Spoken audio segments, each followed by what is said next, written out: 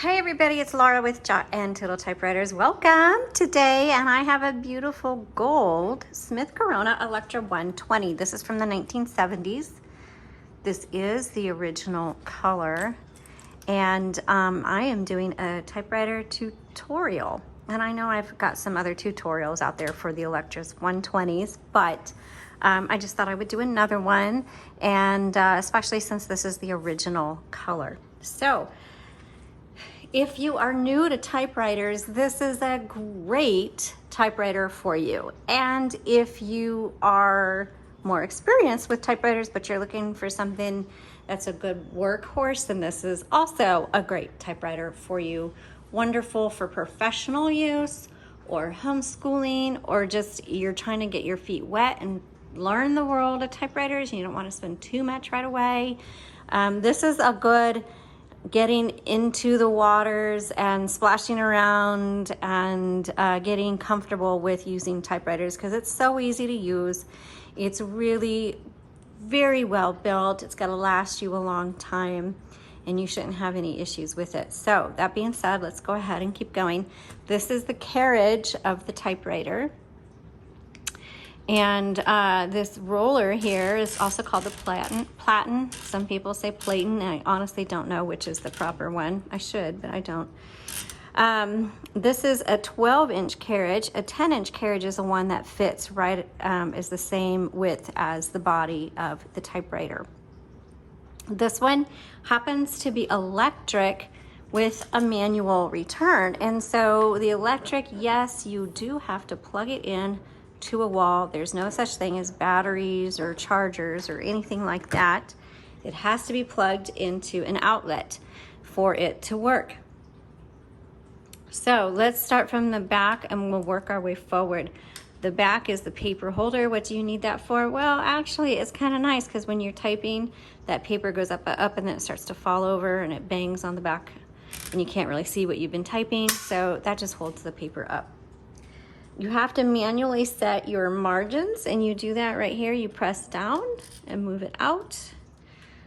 Same with this side.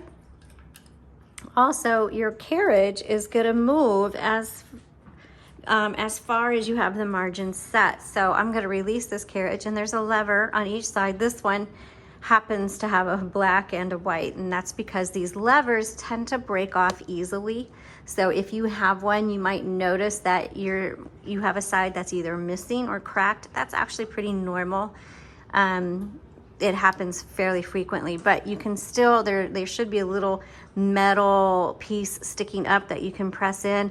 We've seen people tape on pen caps or other things to that metal piece to replace the lever. So I'm sure you can jerry-rig something and get it to work just fine. But anyway, when you release the carriage, and you'll hear that bell when you get to the end of the right margin.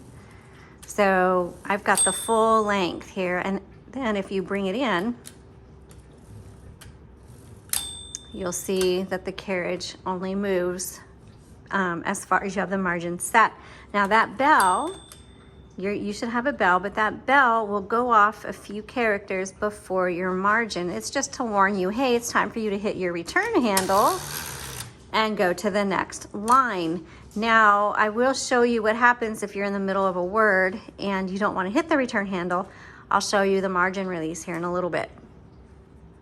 But while we're on the carriage, on the right side, you're going to see this lever. This one happens to have a black little handle on it. Usually they're white, but if you pull that forward, that releases the tension of the paper. So when you load your paper, you just set it there. You don't have to push it down. You just set it and then turn your handle and it'll pull it right through. And then you make sure that comes underneath the metal bar. Put that back down, and I like to bring it up halfway to make sure it's even. And look at that, I got it nice and even. Woohoo!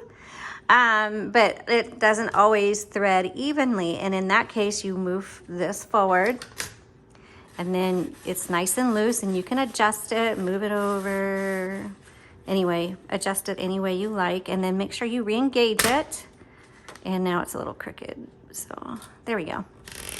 And then there's also a paper guide over to the left side if you want to make sure, like if you have a multi-page project, you want to use that paper guide so that your margins are exactly the same, which means you load the paper in the same spot every time, and then that way all your margins are going to line up. Okay. Speaking of margins, I am going to bring them in. Now this big carriage, you might say, well, what do you need such a big carriage for? Well, glad you asked. It's for larger paper. So you could put in 11 by 14. This is great for crafters because as crafters, you know, you're very creative and you never know what project you're going to be working on next. So if you're looking for a typewriter and you're a crafter, get one with a 12-inch carriage just because one day you may have a project with a really big piece of paper and you're going to be really glad you have that bigger carriage. And yes, you can use cardstock in a typewriter. It's not going to hurt it at all. Just know that if it gets too thick, it will bend the cardstock. Okay, I had to take a quick break there. Sorry, we'll get back to it here. I think I was telling you about the margins. You just set that, and if you're doing multiple pages, you can at least keep your margins consistent by loading your page close to the paper guide there. Okay, on the left side, you'll see a 1, 1.5, 2. That is for when you hit your return handle. That is your line selector. It's going to advance either 1, 1.5, or 2 lines based on what you want. So again, carriage release, either side, just pull and drag. Now, there is, you'll see on the left side, a button, and you'll notice that it's not on the right side. So that is for when you turn the handle, you can hear it clicking every half of a line. But if you press that, it releases that. And I use it if I'm trying to line up something just right. It otherwise isn't lining up properly for whatever reason. That's what I use that for. Okay, so I'm going to move this all the way to the left. You want to do that when you're getting ready to open the top, because otherwise it's going to scrape your handle and leave marks on the top, on the cover of your typewriter. So pull that forward just like that. Inside you're going to see a ribbon. Hopefully yours still has some spools, and if not, then you can go to our website at UntitledTypewriters.com, and we have accessories for your typewriters, and that is how we support doing these videos. Otherwise, they're free, and I do them extra, but just because so many of you find them helpful. But if you could support us by shopping on our website, we really appreciate that. But you can purchase universal ribbon, and that's what this takes, on our website. And honestly, I recommend getting the ones that we hand roll that are the 48 feet. It's just going to last you a lot longer. We have a less expensive one, and we buy those in bulk from a supplier over in China, and they're great, but they're very short, and it's still going to last you a long time, but you have to reverse the direction of your spool pretty often. So these do need to be manually reversed. There are some ribbons out there that have a little grommet at the very end of the ribbon, and it'll trigger the typewriter, some typewriters, to reverse. And if it does not do that, then you need to manually do it right here. There's a button that says Rev, that's ribbon reversal. So when you get to the end of your spool, it's not the end of your ink, because there's a lot of ink in here. Now remember, when you change them out, black on top, red on bottom, they simply pull up, pop in, and there are 2 pins that stick up, and so you want to make sure it plops down over those pins. Thread your ribbon through the guide wires. There's one here, then you have this whole section, and another one that's on this side. And there is an up-close photo of this on our website.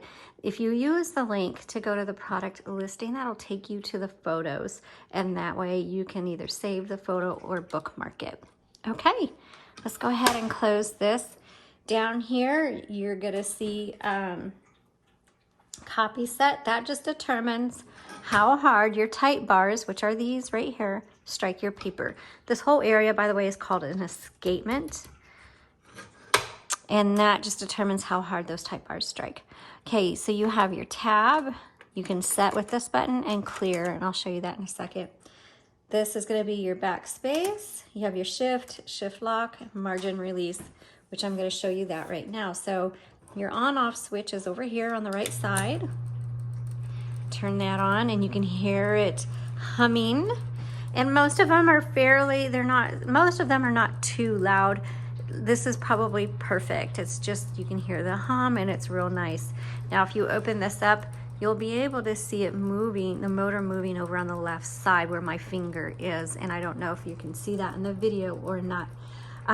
Also, just one note, which is pretty common with these typewriters, is sometimes you'll hear this grinding, and what it is, it's that motor and it's rubbing against the side of the cover.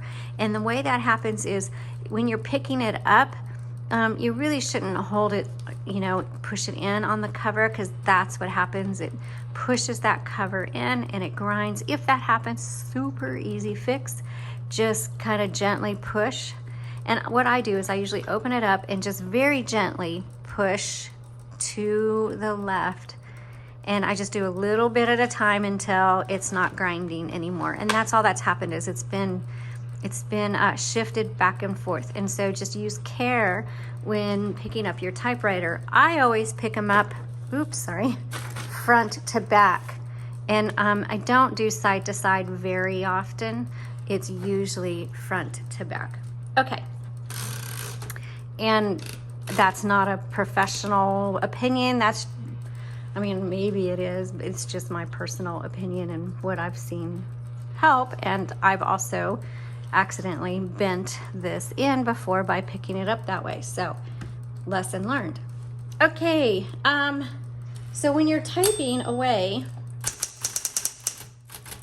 okay, so now it's gonna stop on you. That bell went off saying you're at the end of your margin, and it's gonna just stop. And maybe you're in the middle of a word and you can hit margin release, which is right here, and now you can finish it. All right, then you can hit your return handle and go back. That's what the margin release is for. Backspace, well, let me tab over. That was way over, but okay, let's say you make a mistake in typing and you want a backspace and then fix it. Backspace does not erase, but you can just type over and keep going. All right, or you can get some whiteout or something like that. Okay, so you have a half a space, a regular space, and a power space. Now, there are ways, and I don't know how to do it, there are ways to erase letters and using half a space and stuff, kind of getting two letters, characters in one space if you made a mistake. I mean, there's these ladies who used this way back when. They were masters with typewriters and masters at using them, and I've seen some of the notes on it, but I have not attempted to fit in and change and correct and do things different. Okay, and then power space we talked about, and so that's everything. Oh, color selector, it's on black, this is red, and that is your typewriter. That is how you use it, and I think you're gonna really enjoy your Electra 120, and I hope this video helped you learn how to use it. All right, thanks so much for watching, and you guys have a blessed day.